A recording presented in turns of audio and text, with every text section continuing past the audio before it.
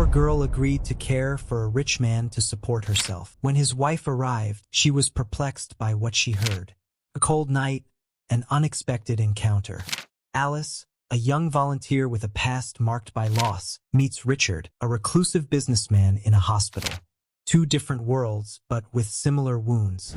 It was a cold winter night when Alice, a 23-year-old young woman, arrived at the hospital for her volunteer shift. The loss of her parents in a car accident many years before had left her responsible for her younger siblings, Max and Lily. Alice found solace and purpose in her volunteer work, easing the weight of daily responsibilities. That night, she was assigned to attend to a new patient who had undergone emergency surgery. Richard, a distinguished-looking businessman with gray hair and a tired expression, was known for his wealth and reclusiveness. Alice approached him with a warm smile, adjusting his pillow and settling into a chair beside his bed. He was still asleep, sedated. Alice felt a mix of compassion and curiosity about the life of this wealthy yet seemingly lonely man. As the night went on, she read a book and occasionally checked Richard's vital signs. When he suddenly awoke with a confused and disoriented look, Alice leaned in to reassure him. "You're in the hospital," she said softly. "You had an emergency, but you're being well taken care of. I'm here to keep you company." Richard looked at her, trying to process the situation. "And you? Who are you?" he asked in a raspy voice. "My name is Alice," she replied with a comforting smile. "I'm a volunteer here at the hospital. I stay with patients at night to make sure they don't feel alone." Richard's eyes softened slightly, and he sighed. "Thank you," he murmured. As the night progressed, their conversation unfolded. Alice shared with Richard about her life, her responsibility for her siblings, and how she enjoyed helping people. Richard, in turn, revealed that his life had been devoted to business, leaving little time for personal relationships. There was a melancholy in his words, reflecting on missed opportunities. Alice noticed the sadness in Richard's eyes as he spoke about his journey. "It must be hard to balance so many responsibilities," she commented, sensitive to his pain. Richard nodded. "Yes, and sometimes we lose our way," he replied thoughtfully. As dawn approached, Richard fell into a deeper sleep, and Alice, exhausted, drifted off in the chair beside him. When she woke up, the sun was already high, and Richard was still peacefully asleep. Alice carefully rose so as not to wake him and left the room with a sense of unexpected connection. In the following days, the friendship between Alice and Richard blossomed. He was more open and vulnerable than anyone would have expected from a man in his position. They talked about their lives, dreams, and regrets.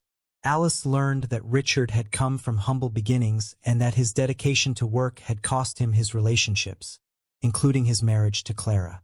One night, while watching the snow fall through the hospital window, Richard began to speak about his childhood. "I grew up in a small town," he said, with a touch of nostalgia. "My father was a laborer, and my mother sewed clothes. We didn't have much, but we were happy."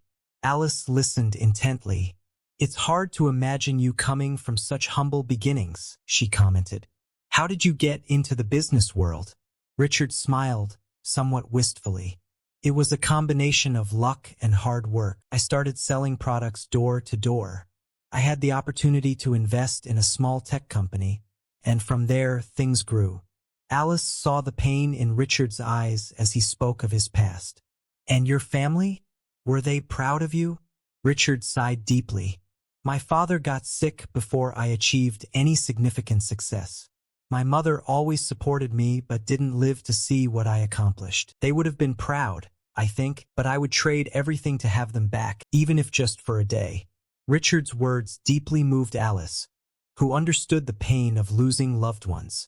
"I'm sure they would be very proud of you," she said sincerely.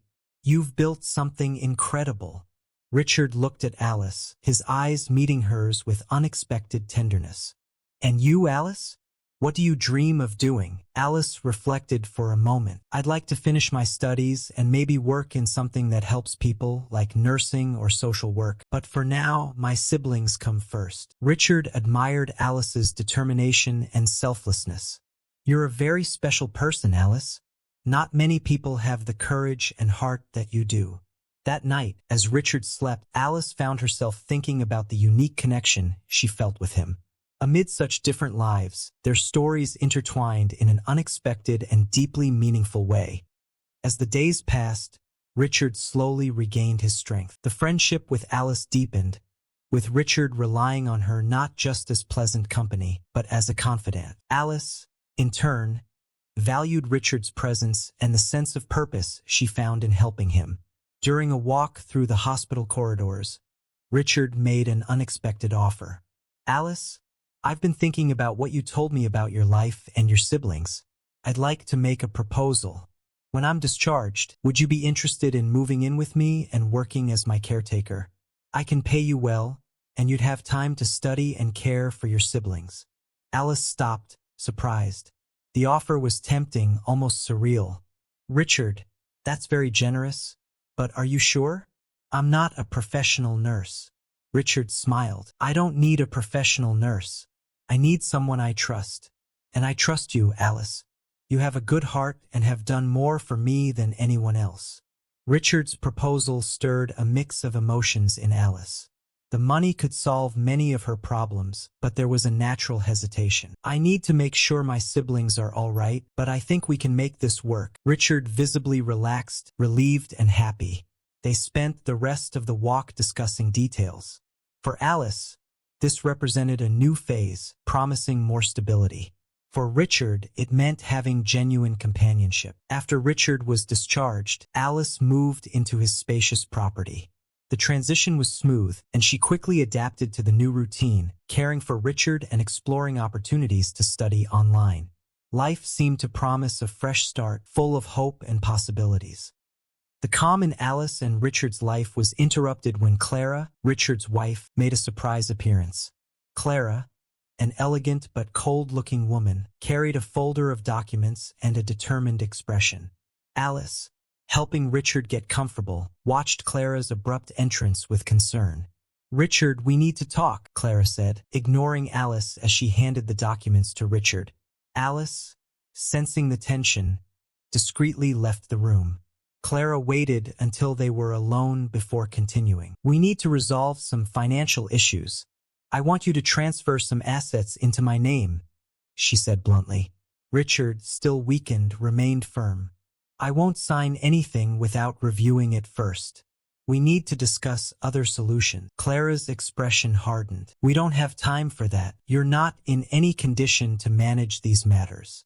Trust me to take care of everything." Richard looked at Clara calmly. "This isn't about trust. It's about prudence." Clara's irritation was evident. "You're impossible. If you don't cooperate, I'll find another way to secure my future."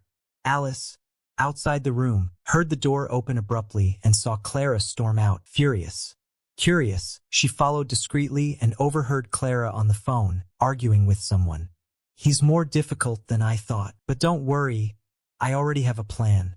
One way or another, that fortune will be mine." Alarmed, Alice rushed back inside and told Richard what she'd overheard. He listened attentively, and instead of alarm, he seemed relieved. "Thank you for telling me, Alice," he said. "I already suspected something. Now we can act carefully." In the days that followed, the tension in Richard's home escalated. Alice, aware of the danger, remained vigilant. Richard, on the other hand, seemed calm and meticulous in his plans. Clara returned, now more determined. "Richard, let's settle this once and for all. Here are the documents," she insisted, shoving the papers in his direction. Richard took the documents but handed them to the lawyer who was already present at the house. "Clara, I have other papers for you. These are the divorce papers." Clara turned pale. "Divorce? You're crazy. I'm not signing that." Richard remained calm. "I've already arranged everything. Plus, I have enough evidence to ensure you don't get more than what's necessary." Clara, incredulous, stared at Richard. "You think you can just get rid of me like that? I won't allow it." Richard motioned for Alice to come closer. "I've decided I no longer want to live a life of manipulation. I want to spend the rest of my days with someone who truly cares. Alice, surprised, listened as Richard confessed his feelings. Alice, you've brought light into my life. I've fallen in love with you. I'd like to spend the rest of my days by your side. Clara was furious. This is ridiculous. Richard, unwavering, continued. Alice, will you marry me? Alice, stunned, took a moment to respond. Richard, I don't know what to say. Richard held her hands. Just say what you feel. After a moment of reflection, Alice replied, Yes, Richard, I will. Clara, filled with rage, signed the divorce papers and left in silence. The house, once tense, now breathed relief and hope. Richard and Alice, still absorbing the events, were ready to face the challenges ahead together. A few days later, Clara returned to the house, looking more resolute than ever. Alice was in the kitchen preparing tea, while Richard waited in the living room with the lawyer. Clara entered unceremoniously, holding the documents once again. Richard, let's get this over with. Just sign already, Clara said impatiently. Richard received the papers but handed them to the lawyer. Clara, I have something for you to sign first. These are the divorce papers. Clara was stunned. Divorce? You can't be serious. Richard, serene, responded, I am, and it's the best thing for both of us. I have enough evidence to ensure you won't take advantage of the situation. Clara, furious, signed the documents reluctantly. You'll regret this. Richard, still calm, said, I've already regretted enough in my life. Now I want to live in peace. Alice entered the room with the tea, observing the scene with a mix of concern and relief. Richard looked at her with affection and declared, in front of everyone, Alice, you've brought joy and purpose to my life. I love you and want to spend the rest of my days with you. Alice, emotional, replied, I love you too, Richard. We'll face everything together. Clara left the house, leaving behind a sense of freedom and renewal. Richard and Alice, now engaged, were ready to start a new journey together with the promise of a future filled with possibilities and genuine love.